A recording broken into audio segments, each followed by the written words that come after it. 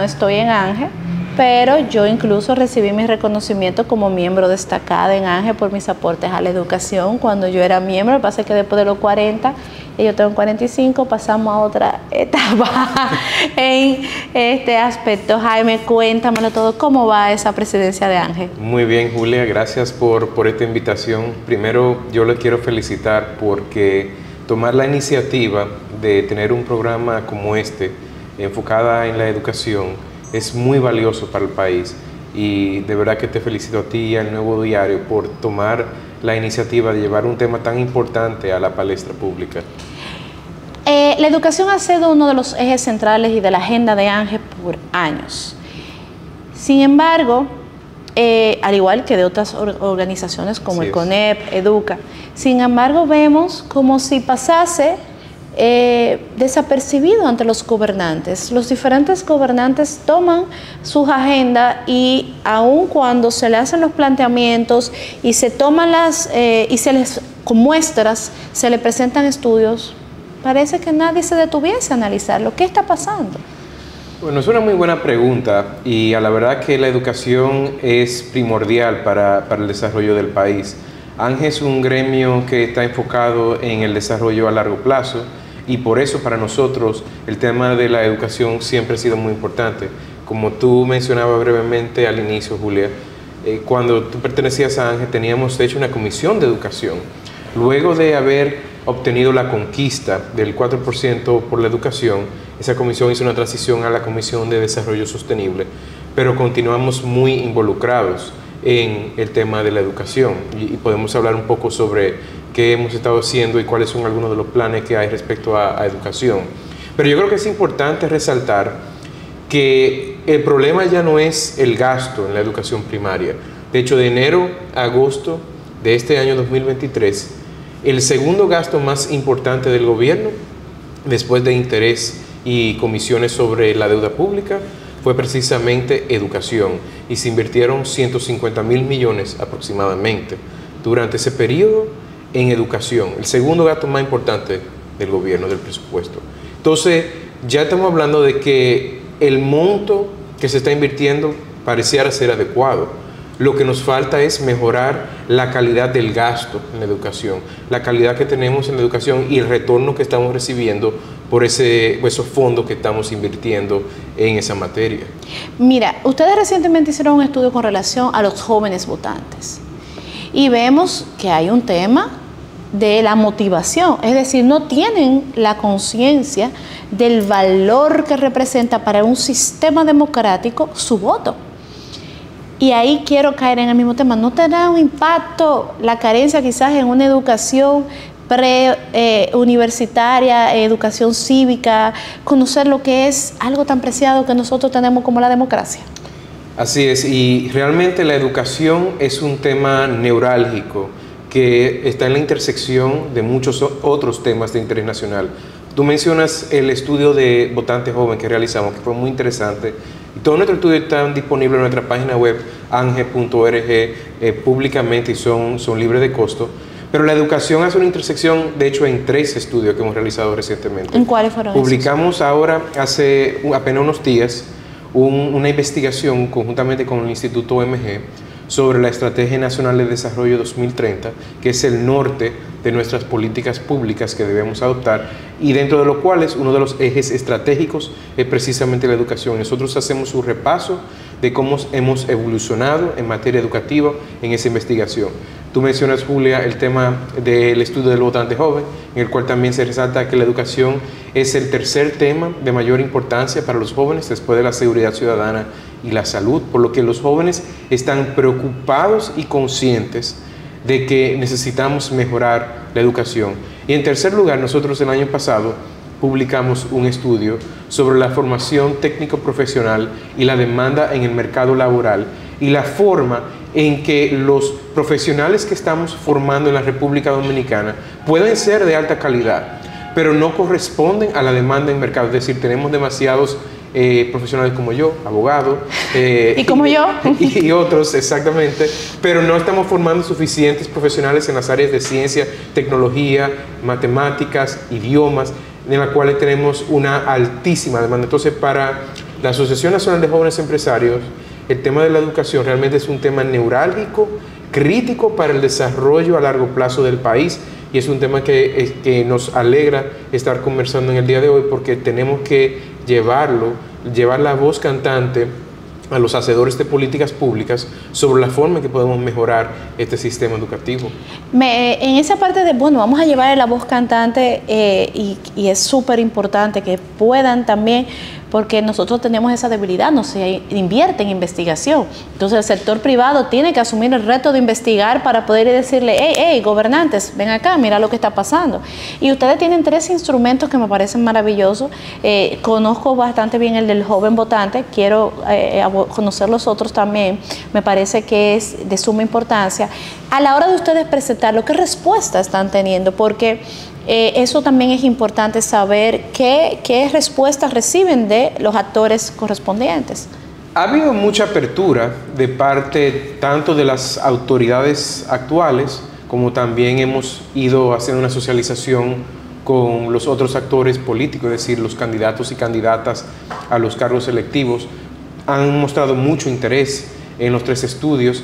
De hecho, recientemente se ha hablado del ahora el nuevo plan decenal de educación, y se nos solicitó a nosotros, a ANGE, participar de parte del sector privado, conjuntamente con Inicia Educación y con Educa, que tú lo habías mencionado también previamente, para ser las 3 asociaciones representantes del sector privado en la creación, en la discusión de ese plan decenal de educación, y esperamos que estos 3 estudios sean insumos valiosos para esa discusión, porque nosotros necesitamos un plan. Nosotros no podemos adoptar políticas a corto plazo en lo que es la educación, porque a diferencia de otras inversiones que se pueden realizar, una obra de infraestructura vial, por ejemplo, o de drenaje pluvial, eso se puede identificar una necesidad puntual hoy, se puede hacer una obra mañana y hay un efecto inmediato.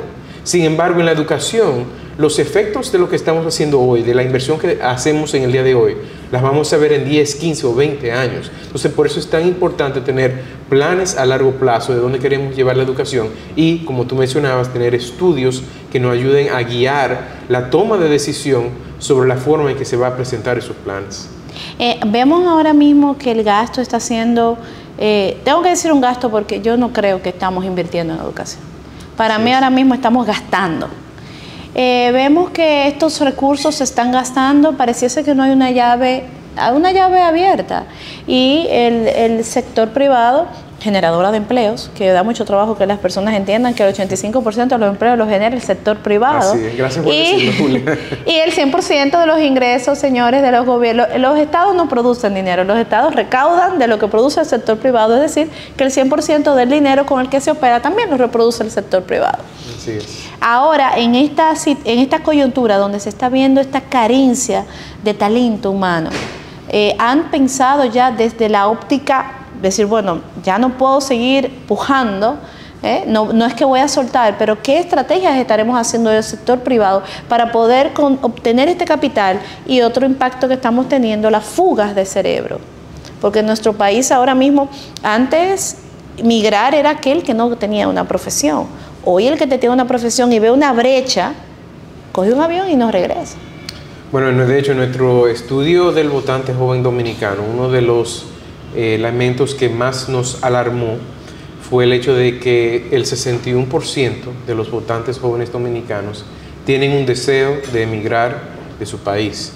De hecho, yo creo que todos nosotros tenemos ejemplos familiares y podemos decir a nivel personal la experiencia que hemos tenido. Yo tengo 5 hermanos y hermanas, 4 de ellos viven en Estados Unidos. Aquí en este país nada más vivimos mi hermano Francisco y yo. Todos los demás viven en los Estados Unidos. Entonces nosotros sabemos y podemos decir de primera mano que es una realidad, que hay una fuga de cerebros, que tenemos que crear las condiciones y las bases en la República Dominicana para que los jóvenes decidan emprender en República Dominicana, decidan mantenerse aquí, crear familias, crear negocios y de alguna forma continuar evolucionando el país. Y la única forma que a largo plazo lo vamos a hacer es a través de la educación, tener una mano de obra educada, capacitada, que pueda aumentar el valor de la productividad y que podamos subir como país en la cadena de valor mundial. Eso lo hablaban otras personas que han intervenido, en este espacio, precisamente, de que la mano de obra en sentido general en la República Dominicana tenemos que aumentar su calidad, y la única forma de hacerlo es a través de la educación. Y lamentablemente, Julia, tengo que decir que estamos de acuerdo contigo de que quisiéramos que exista menos gasto en educación y más inversión. Por ejemplo, no entendemos la decisión del Ministerio de Educación de variar el criterio de los libros de texto en la escuela primaria y secundaria. Eso fue un cambio brusco que realmente no se le ha dado explicaciones adecuadas a la sociedad sobre un cambio de modelo que ha causado grandes estragos, donde si el Ministerio de Educación entendía que lo mejor para la nación era adoptar y realizar ediciones propias de los libros de texto, bueno, eso se podía estudiar, se podía ponderar, pero fue al parecer a la carrera, y tenemos hoy, nada más tiene que entrar en las redes sociales, decenas, por no decir cientos, de ejemplos de errores garrafales. Dicen que hasta más de 600 errores en un mismo libro. Eso está, de acuerdo a los correctores. Está en las redes sociales, los ejemplos, no tenemos que quizás abundar. No quisiera que se entendiese que estamos aquí como para criticar únicamente a la gestión de gobierno, porque no es el caso. No, sería injusto que, y para ayudarte un poquito ahí, tú sabes que tú es muy orgánico, oímos el teléfono sonar, eso debe ser Arismendi que lo están llamando. Entonces es importante que pueda pasar a tomar su llamada sin problema o desconectar el teléfono como hicieron rápidamente. Señores, esto es parte de... Mira, Jaime, la realidad es que eso que estás planteando, y para yo hacerte un aporte en ese ámbito, es que no tenemos uno, es que al contrario, no tenemos uno para excluir del saco que no haya tenido una problemática dentro del ministerio. Yo le pregunto a la gente a veces, ¿y será que ser ministro de Educación es un premio político? El que más banderea se la dan. Mira, yo le puedo decir una cosa, y de hecho lo comento poco, pero mi abuelo materno fue en ese entonces secretario de Educación. Además, y en su momento fue canciller y secretario de la presidencia, pero uno de los cargos que él tuvo fue precisamente secretario de Educación, y fue uno de los cargos más retadores. Y estamos hablando de la década de los años 70, y cuando no habían recursos realmente para la educación. Hoy día tenemos un ministerio que por recursos no le hace falta. El tema no son los recursos, el tema es ejecución. Tenemos personas muy capacitadas dentro de ese ministerio. Hay viceministros y viceministras, personas como Ansel Checker, que son personas altamente capacitadas y que tienen los mejores intereses del país en mente. Ahora, entiendo que es sumamente importante que un ministerio tan importante, tan esencial para el desarrollo a largo plazo de la República Dominicana, que tiene un presupuesto tan importante, no tome decisiones a la ligera, como pareciera que lo está haciendo, sino que busque un consenso, no solo con la Asociación Dominicana de Profesores, que es muy importante que se le involucre a ellos, porque ellos representan a los profesores, pero también a otros actores dentro de la sociedad. Y el ejemplo de los libros de textos era uno de los ejemplos que se podían citar. Yo creo que también se criticó en su momento el hecho de que se estaban construyendo muchas aulas. La verdad es que nosotros en materia de la infraestructura educativa que teníamos, estábamos en una situación muy deficiente. Sí. Había pocas aulas en muy mal estado en todo el país. La verdad es que se necesitaba hacer una inversión en la infraestructura física, porque si no tenemos dónde darle clases a un alumno, no puede ser el mejor maestro del mundo, pero si está dando clases bajo un árbol de mango, no va a ser tan efectivo como en un aula bien estructurado, con su pizarra, butaca, moderno, que tenga, por ejemplo, el INAVIE, le da el desayuno escolar y otras obras de bienestar educativo y magisterial. Son importantísimos. Nosotros no podemos ignorar la realidad social y económica que tenemos en la República Dominicana.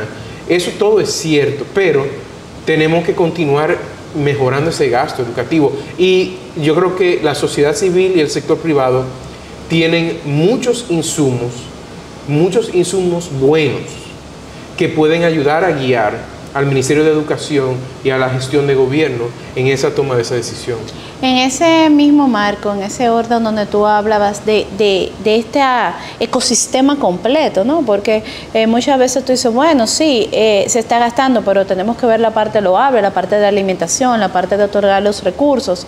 Lo malo es cuando no le llegan, que ahí es donde hay una punta de lanza en todo este proceso. Ahora bien, desde el ámbito ya empresarial, ver cómo se dirigen los recursos, ¿no? Pudiese estarse llegando el momento de una reforma al pacto educativo donde quizás se midiese o se instauraran los indicadores para medir y se pudiesen decir, bueno, las partidas tienen que direccionarse de esta manera, porque como tú mismo decías, es verdad, teníamos un déficit de aula, pero continuamos con déficit de aula porque ahora resulta que las escuelas que se construyeron no eran en la zona correcta, o que la dejaron por mitad, o que no le dieron el mantenimiento. Entonces seguimos con el déficit de aula sin los recursos. Bueno, nuestro país es un país de muchas necesidades. Nosotros siempre vamos a tener donde invertir por el tema del bienestar social. Nosotros tenemos deficiencias en salud, en infraestructura vial, en transporte, y eso no son elementos, digamos que de esta gestión gubernamental. Esos son problemas históricos de nuestro país, un país que está en vía de desarrollo, un país de hecho que ha avanzado mucho. Pero la educación sigue siendo la inversión primaria y principal para poder permitirnos continuar evolucionando y desarrollándonos en el tiempo. Entonces, sí, estamos de acuerdo que nosotros tenemos que tener un plan para la inversión de esos recursos. Nosotros creemos en que ahora el Plan Decenal de Educación va a ser un excelente escenario para poder planificar de una manera más completa, a largo plazo, y muy importante, una palabra aquí, continuidad del Estado. El año que viene tenemos elecciones.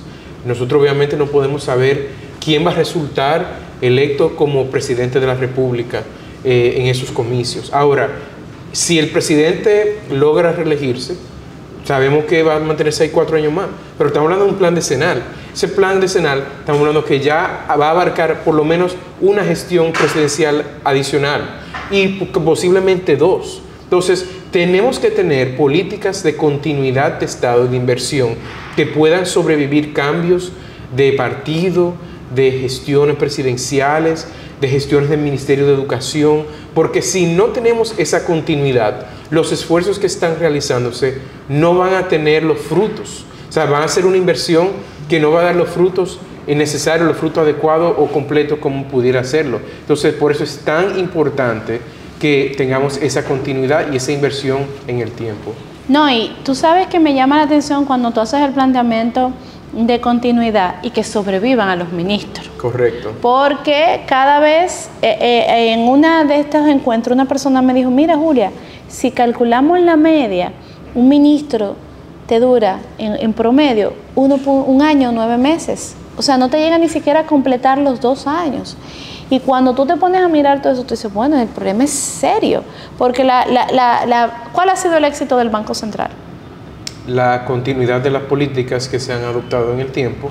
Y de hecho, quizás el gran legado que se puede decir del gobernador actual no es sobre su gestión actual, sino fue sobre su primera gestión, que si mal no recuerdo empezó en el año 1994, donde él llevó la profesionalización del Banco Central. Y hoy día, yo creo que todos reconocemos que el Banco Central es una institución independiente, técnica, con un cuerpo de profesionales altamente formados y que llevan la gestión de la política monetaria del Estado de una manera sumamente efectiva.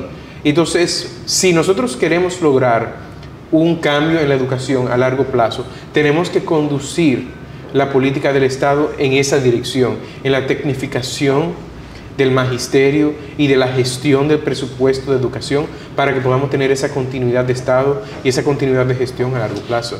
Oímos muchas teorías de despolitizar la educación. ¿Sería posible? Claro, o sea, el tema de despolitizar la educación también va de mano con el tema de la continuidad, con el tema de la inversión.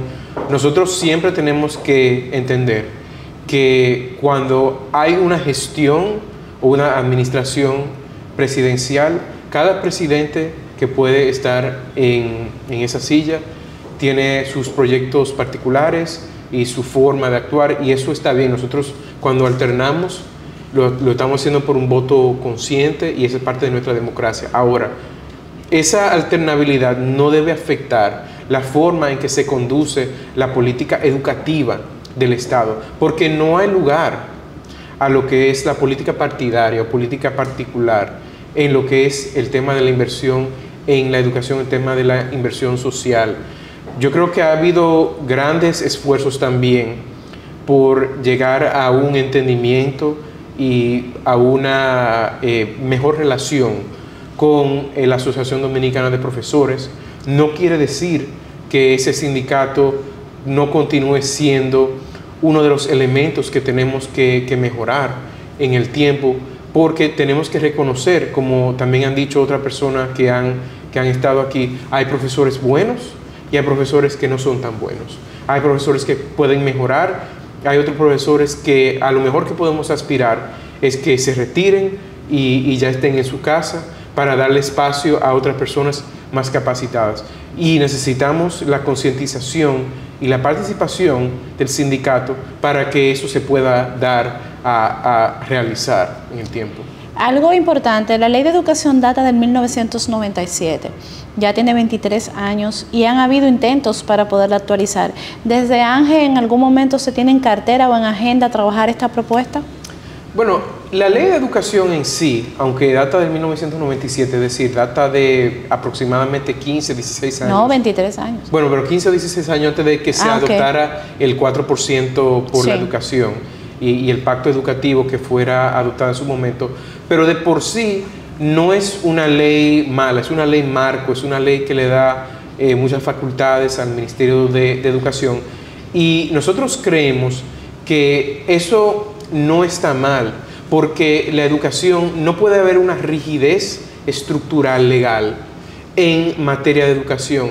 La educación tiene que evolucionar en el tiempo. Aunque hablamos de continuidad, hablamos de despolitizar, hablamos de una inversión, pero no deja de ser cierto que la educación no puede mantenerse estática.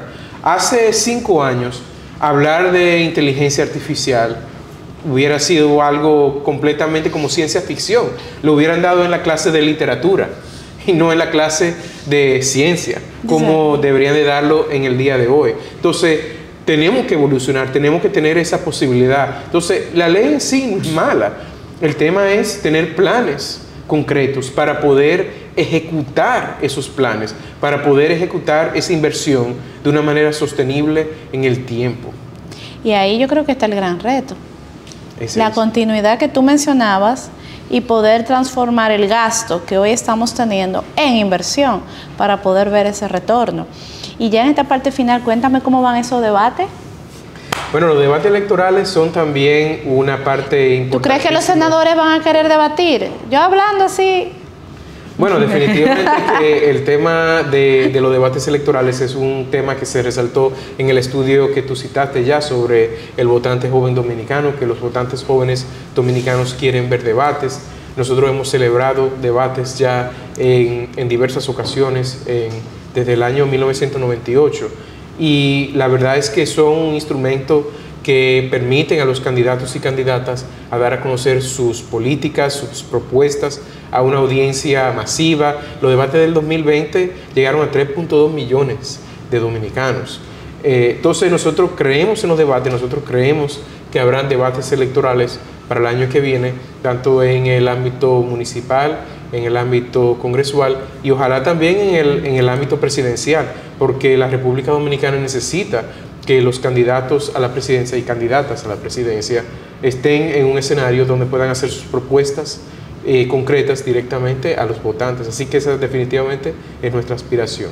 Bueno, mira, ahí ya yo creo que también entra el factor de la educación, empezar a tener nuevamente en nuestras aulas la moral, la cívica, poder enseñar a los muchachos que puedan entender el valor de un debate y tener el criterio suficiente para poder dilucidar esto. Yo creo que es sumamente importante en estos tiempos. La verdad es que gracias por acompañarnos en esta ocasión, en esta participación tan importante de Ángel con relación a estos estudios que están haciendo y el aporte de que den un paso más hacia adelante para transformar la educación en la República Dominicana.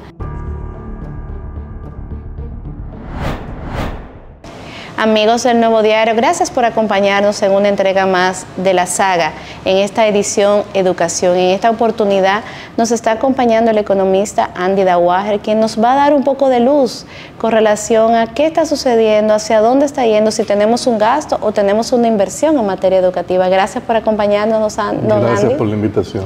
Yo le decía que ya usted tiene que estar acompañado. Y cuando lo vayamos a retirar, no va a haber que